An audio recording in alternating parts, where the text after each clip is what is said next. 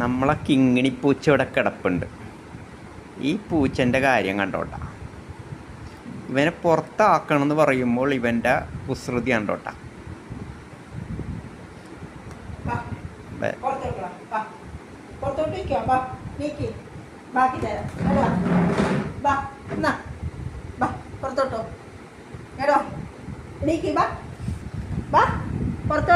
കണ്ട, അവൻ ഓടിപ്പോയി.